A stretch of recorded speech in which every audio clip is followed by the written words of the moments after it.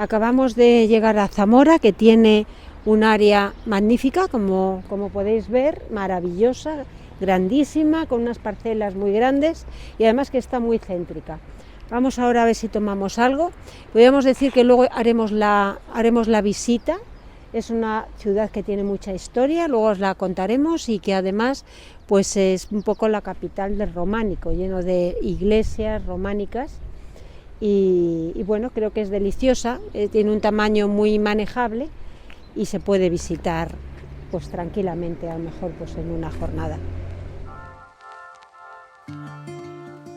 Pues sí, efectivamente hemos llegado a Zamora, una ciudad que aún hoy conserva de su etapa de auge medieval una auténtica montaña de notables templos y edificaciones, mayoritariamente construidas en piedra que por su fisonomía pueden considerarse como pertenecientes a un museo. La propia ciudad completa de arte románico lo es. Así que iniciamos nuestra visita a la ciudad dirigiéndonos hacia su castillo, muy cercano al área de autocaravanas donde hemos dejado nuestro vehículo aparcado. Como veis, el castillo tiene unas potentes murallas y aquí hay un pequeño portillo, una pequeña puerta por la que teóricamente huyó un personaje que os voy a comentar ahora mismo, perseguido por el Cid. Resulta que en la ciudad de Zamora correspondió a doña Urraca, la hermana de Sancho II, y Sancho II no estaba de acuerdo y entonces le puso sitio. Pero con estas murallas que veis aquí parece que le costaba bastante entrar y hacerse con la ciudad, por lo cual lo que decidió fue ponerle sitio. Pero el sitio se demoraba y se demoraba y se demoraba. De ahí esa frase que seguro que habéis oído más de una vez de Zamora no se conquistó en una hora, y efectivamente así fue, no fueron una, sino muchísimas horas las que tuvo que estar aquí.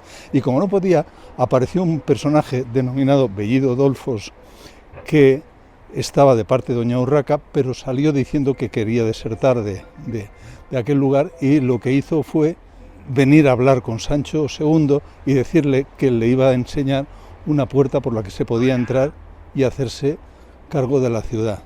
¿Qué es lo que hizo? Le mostró este portillo, y cuando iba a acceder por él, por donde teóricamente tenía que entrar las fuerzas de Sancho II, se lo cargó, lo mató. Era un poco torticero el pájaro y bueno, pues lo mató. Con su propia daga además, o sea que tiene narices la cosa. El caso es que, bueno, el Cid luego fue a por él, y bueno, ahí hay una historia rocambolesca que parece ser que está siendo desarrollada ahora en la actualidad, y parece que no fue tan así. Pero bueno, ahí queda la leyenda, que es más bonita muchas veces, como ocurre siempre, que la propia realidad. Pues bien, precisamente por ese portillo penetramos en la ciudad de Zamora, la bien cercada, como la llamó Fernando I, atravesando la muralla.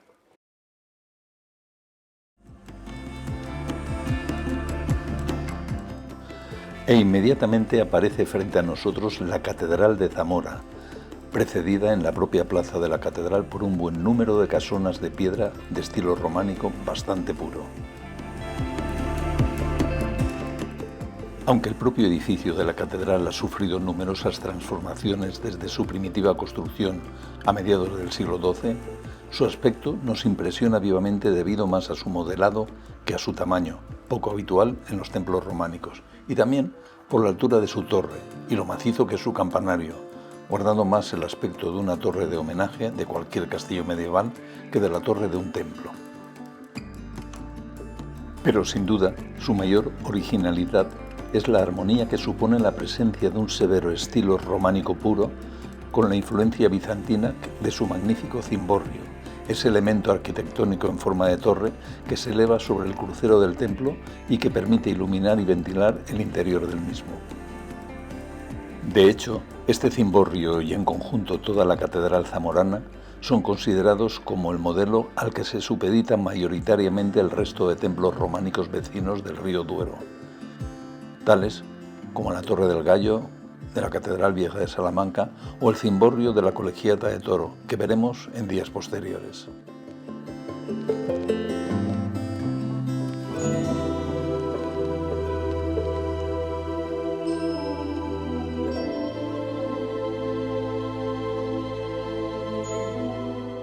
Apenas accedemos a su interior, nuevamente nos sorprende esta catedral por lo luminoso que resulta, algo que es poco habitual en los templos románicos y a lo que contribuye la majestuosa cúpula bizantina, que es la parte inferior del comentado cimborrio.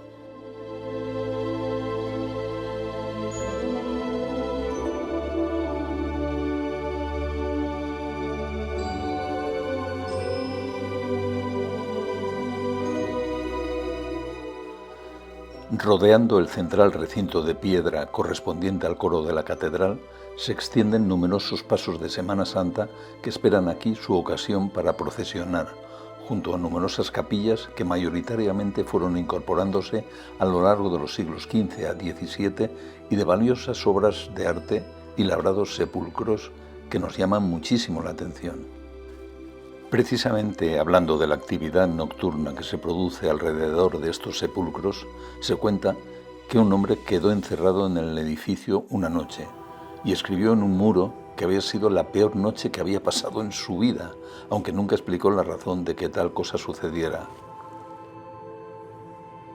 Lo cierto es que en torno a esta catedral se cuentan numerosos misterios que aún queda mucho por indagar sobre ellos.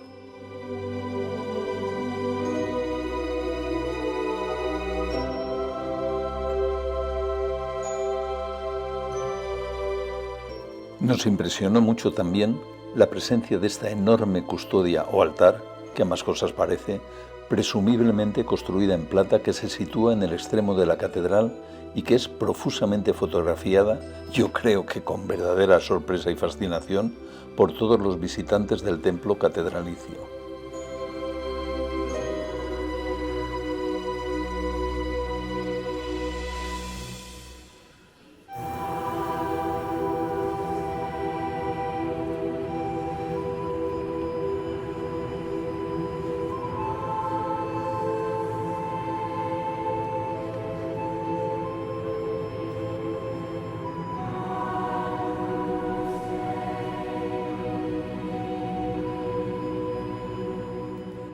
La antigua y no menos fascinante maquinaria del viejo reloj de la catedral es la última visión que obtenemos del interior de la misma.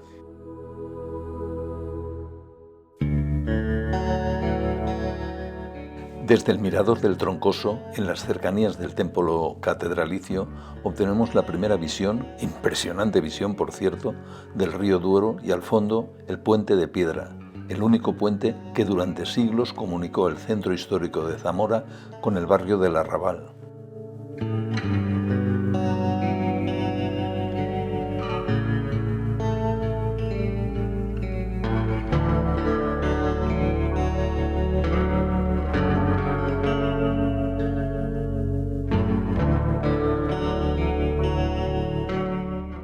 Desde el mirador del Troncoso caminamos hacia la plaza mayor de la ciudad, atravesando la plaza del Fray Diego de Deza, el fraile dominico que alcanzó el puesto de inquisidor general de la Corona de Castilla y que fue un importante valedor de los proyectos colombinos frente a los reyes católicos.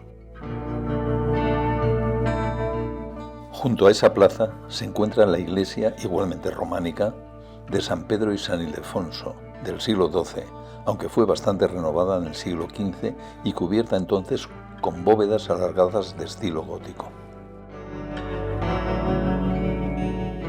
Un poco más allá, y siguiendo la ininterrumpida serie de edificios románicos en piedra por la Rúa de los Francos, se encuentra la iglesia de la Magdalena, con una portada románica también bastante impresionante.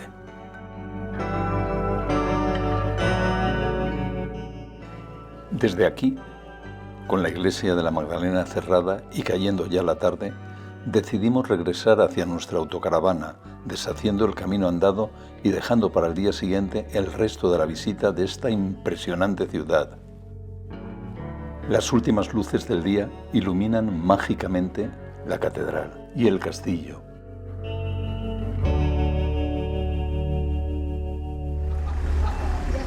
Entramos nuevamente en la parte intramuros de Zamora por la puerta de Doña Urraca. Esta Doña Urraca era la hermana del pobre Sancho, el que se cargó, como comentábamos ayer, Beidodolfos. Bien, pues ahora vamos a recorrer la ciudad desde otro punto de vista del que lo hicimos ayer, Ayer entramos por la zona de la catedral, hoy entramos por la zona de la Plaza Mayor.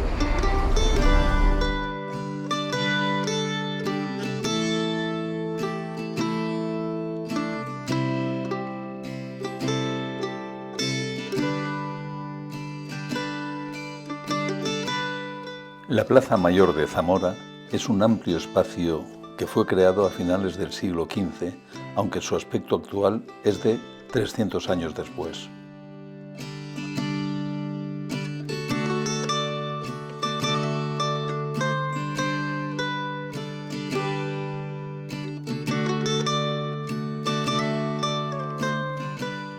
En ella podemos encontrar en su parte sur el Ayuntamiento Viejo, notable construcción del siglo XVI, y sobre todo, frente a él, la aislada y magníficamente restaurada iglesia de San Juan de Puerta Nueva, cuya portada de acceso queda contigua a lo que fue la antigua muralla de la ciudad.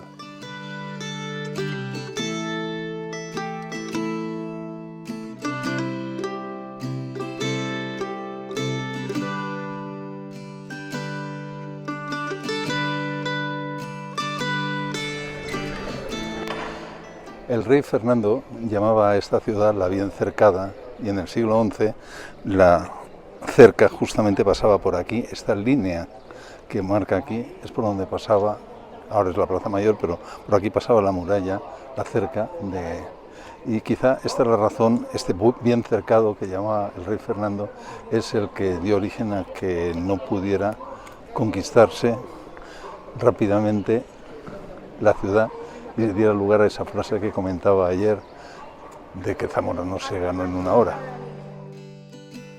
Desde la Plaza Mayor, con la visión tras los soportales de la preciosa iglesia de San Juan de Puerta Nueva, avanzamos por la calle de Ramos Carrión, jalonada de pétreas edificaciones invariablemente románicas, hacia el lugar donde se encuentra enclavado en un edificio histórico el Parador de Turismo de Zamora, de inmejorable calidad hostelera que conocemos de otros tiempos.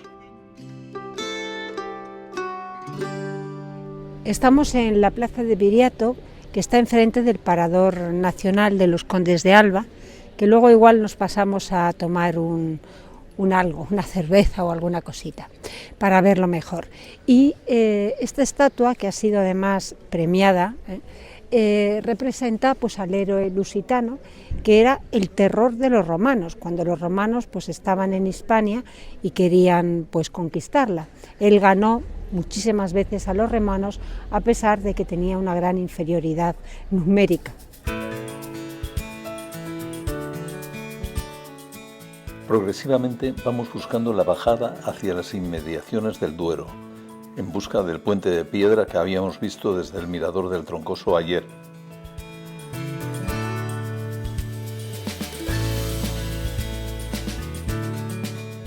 Desembocamos en la plaza de Santa Lucía, ya en las inmediaciones del Gran Río.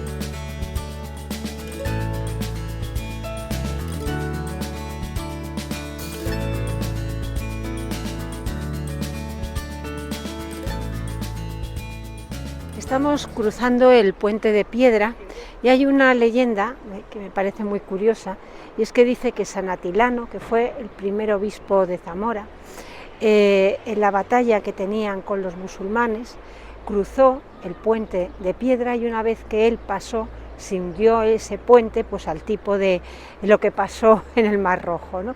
Cuando se hundieron las aguas. Y así, de esta manera, el ejército musulmán pues pereció en el Duero.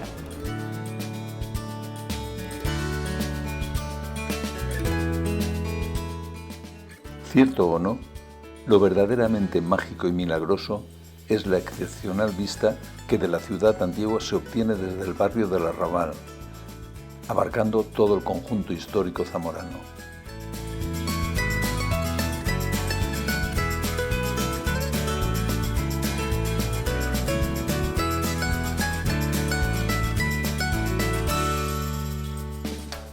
Otra vez en la parte alta de la ciudad, llegamos hasta la iglesia de la Magdalena que, como recordaréis, ayer encontramos cerrada y desde donde decidimos regresar hacia nuestra autocaravana entonces. Sin embargo, la encontramos abierta y rápidamente nos introducimos en su interior. Esta iglesia está considerada por muchos como la más hermosa de la ciudad.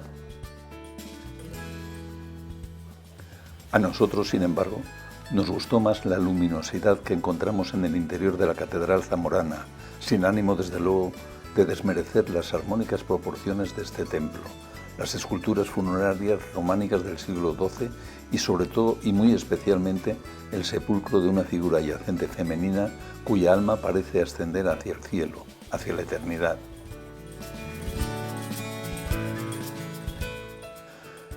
Regresando por la Rúa de los Francos hacia la plaza de Viriato, encontramos un lugar donde descansar un poco de lo mucho andado durante el día, degustando una tapa y un buen vino zamorano.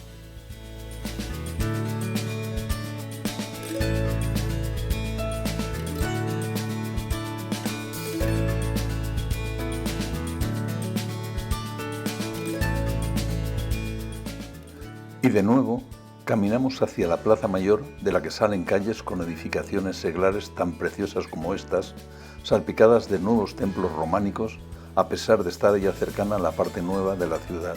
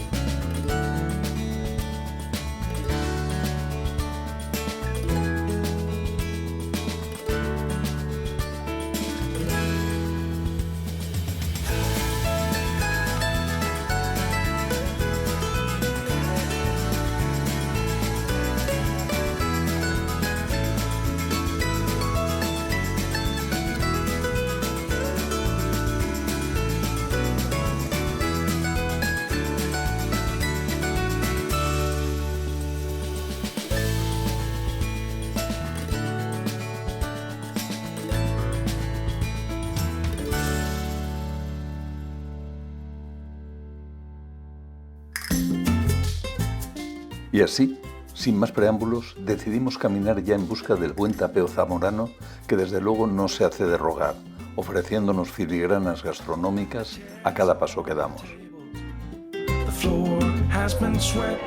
Aparte del salmorejo y de esos bombones de foie que hemos pedido, hemos venido aquí, que se llama la Taberna La Flaca, precisamente para probar estos cucuruchos de foie que nos lo habían recomendado. Entonces esos todavía no los hemos probado, pero apuntan bien. Y con semejante aderezo alimentario, llegamos al final de nuestra visita de Zamora, como siempre urgente, para dirigirnos hacia donde está nuestra autocaravana y conducir hacia Toro.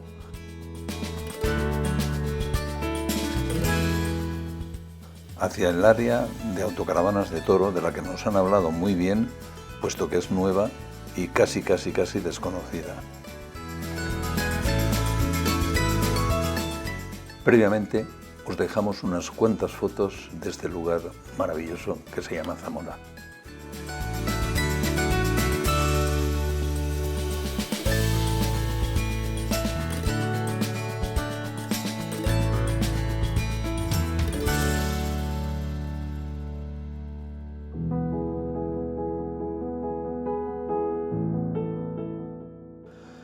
La ciudad de Toro, que visitaremos a continuación, Procede de un castrovacceo, es decir, de una serie de asentamientos de poblados prerromanos que se situaban en el sector central de la cuenca del Duero por lo menos desde el siglo III a.C.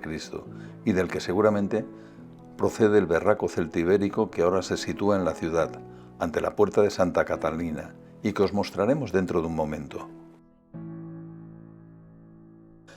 Para nosotros, además, tiene el valor de ser antesala de lo que os contaremos en nuestro próximo vídeo, la semana próxima, hablando de la búsqueda de dos reinas, de Isabel la Católica y de su hija, Juana la Loca. Y es que, en las inmediaciones de Toro, se libró la batalla que consolidó el poder de los reyes católicos y que dio origen a la España que ahora conocemos, además de otros acontecimientos históricos de los que hablaremos luego. Y para acabar de rematar esta semblanza de Toro, diremos que aquí se produce un vino tinto de alta graduación, intenso aroma y color oscuro y denso. Bueno, pues hemos llegado al área de autocaravanas de Toro. La verdad es que se ve que está recientita, está prácticamente sin terminar, pero bueno, se puede uno meter aquí perfectamente. La única cosa que, bueno, que como nuestra autocaravana es un poco larga, invade un poco el camino, pero por lo demás el sitio está bien. Y la única cosa también es que bajando por una carreterita de guijarros, porque el tontón nos ha llevado, o sea, el navegador nos ha llevado a la parte alta, muy cerca de la colegiata y de la Plaza Mayor, pero no era un sitio muy agradable porque estaba muy en la carretera y tal, y la verdad es que no era un buen sitio, solamente había una autocaravana y no era un buen lugar. Este es un lugar bastante tranquilo, tiene luz, tiene visión de cámaras y bueno, el sitio está bastante bien y tiene para carga y descarga sin ningún problema. Por lo demás, pues nada, pues hay que bajar hasta aquí abajo y la vista, como veis, es excepcional y tengo la impresión de que va a haber una puesta de sol magnífica, maravillosa.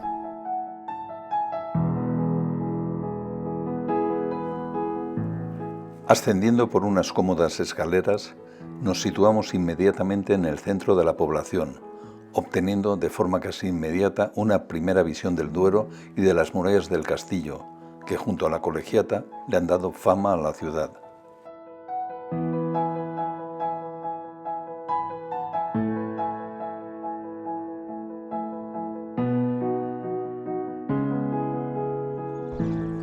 Esta escultura, el toro céltico, que da su nombre a la ciudad de Toro, que está situada delante del castillo, data entre el siglo IV y II a.C.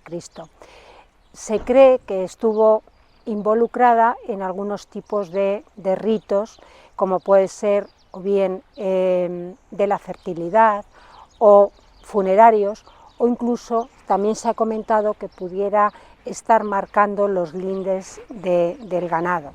A veces ocurre en la historia de España que lugares pequeños, que decimos, bueno, es un pueblo, y este Toro lo es, un pueblo pequeño, relativamente pequeño, tengan tantísima importancia histórica.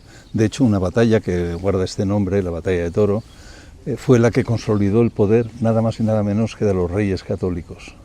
Más adelante, cuando ya había muerto Isabel la Católica, otra vez Toro fue protagonista de la historia de España, porque aquí se elaboraron las leyes que luego darían lugar a las leyes básicas de toda Castilla y por ende pues casi de toda España. Y finalmente, ya más adelante, una vez que reinó Carlos V, Carlos I, para nosotros Carlos V de Alemania, que a veces se antepone el título imperial al título español, que el español era el primero y el imperial era el quinto. Pues aquí hubo una rebelión porque bajó Carlos I de Flandes, una vez muertos sus padres, bajó para gobernar España y se vino con muchos flamencos y eso no gustó nada y dio lugar a la rebelión de los comuneros, de la que hablaremos un poquito más cuando estemos en Tordesillas.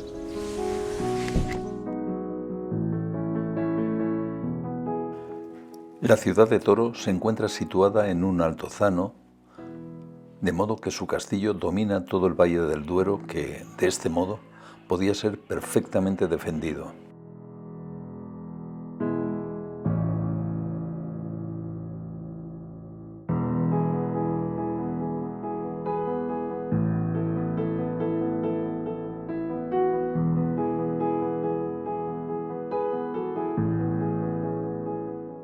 De hecho, Toda la población se encuentra con sus casas encaramadas en la ladera de la colina, disfrutando así de unas excepcionales vistas sobre el cauce del río.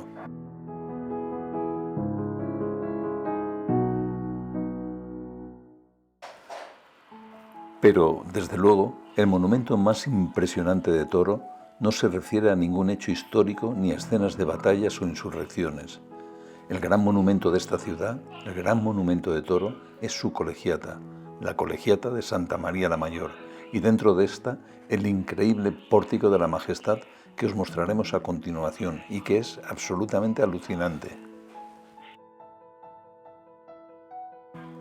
Por supuesto, el cimborrio de la colegiata parece copiado del de la Catedral de Zamora, incluso algo más esbelto. Y la portada románica resulta impresionante.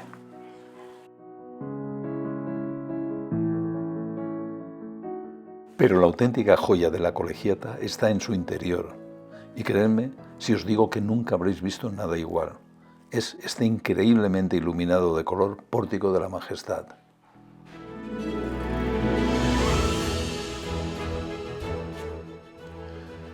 No hay imagen fotográfica o en vídeo que pueda reflejar la belleza y grandiosidad que tiene. Hay que verlo, pero hay que verlo en directo. Ante semejante muestra de la maestría de los escultores que crearon esta maravilla, uno diría que fueron manos de ángeles quienes lo moldearon. Aquí, el románico se convierte ya decididamente en gótico. Está maravillosamente adornado con hermosas esculturas y relieves policromados que relatan en piedra la coronación de la Virgen y el juicio final. Uno pasaría horas contemplando esta obra, cada detalle, cada relieve, cada figura, intentando llevarse en la mirada esta maravilla.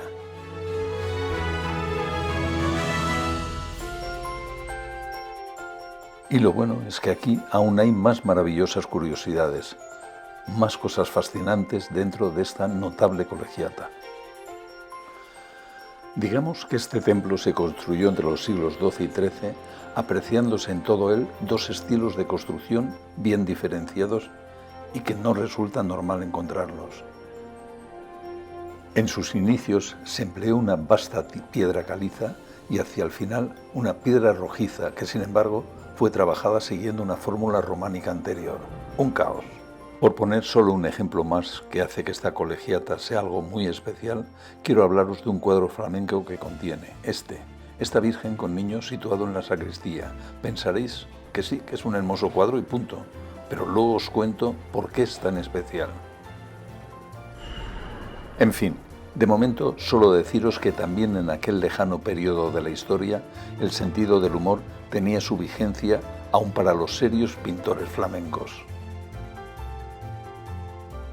Por otro lado, resulta muy atractivo el conjunto de capilla y esculturas que posee esta colegiata, lo que unido a las curiosidades sin fin que posee, la convierten en única en su género.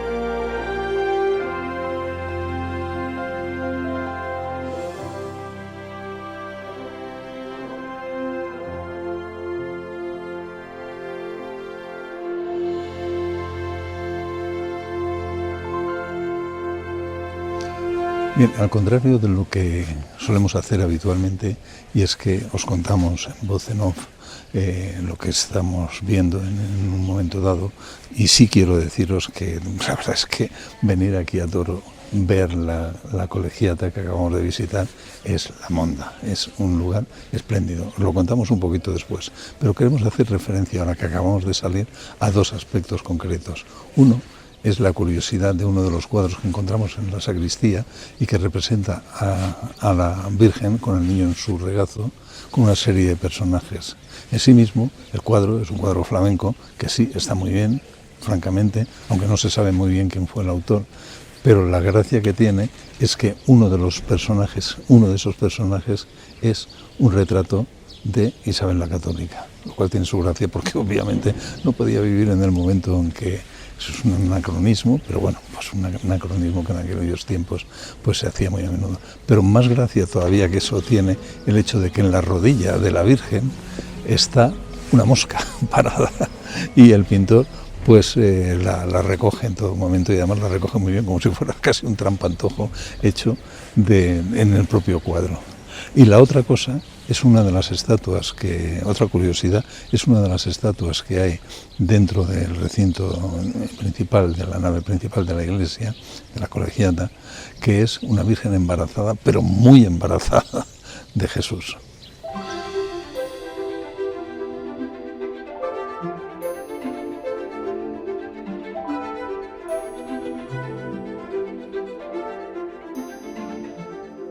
Desde la plaza de la Colegiata, una rectilínea calle avanza directa hacia la Torre del Reloj, también adornada de leyendas, como casi todo aquí en Toro, y que ahora, en un momento, os lo contará Isabel. La Colegiata queda siempre presente en el otro extremo de la calle. También aquí, en Toro, encontramos casas de entramado que tan abundantes son en toda Europa.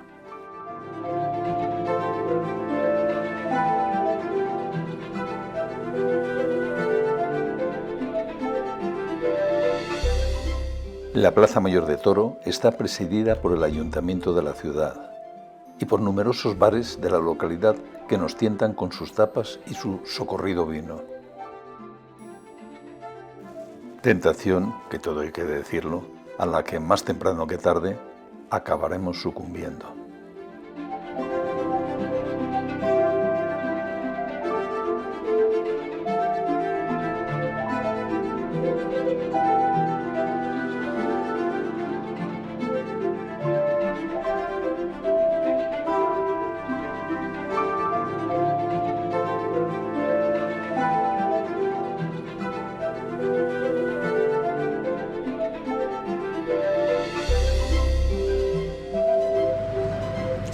La Torre del Reloj tiene una leyenda que os quiero también transmitir, y es que dicen que la argamasa, en vez de estar hecha con agua, como había tantísimo excedente de vino, pues la hicieron con vino.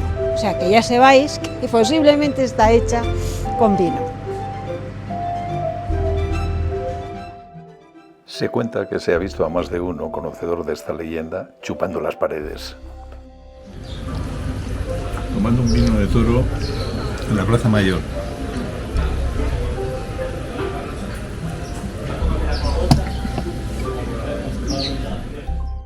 Ya dije que acabaríamos sucumbiendo pronto a la tentación, pero no de chupar las paredes, sino de beberlo en la copa tradicional. Y finalizamos la visita a Toro con ese tentador elixir de tono oscuro y sabor potente y una última visión del Pórtico de la Majestad. Nos vamos a buscar a dos reinas que os mostraremos la semana próxima. No perderoslo.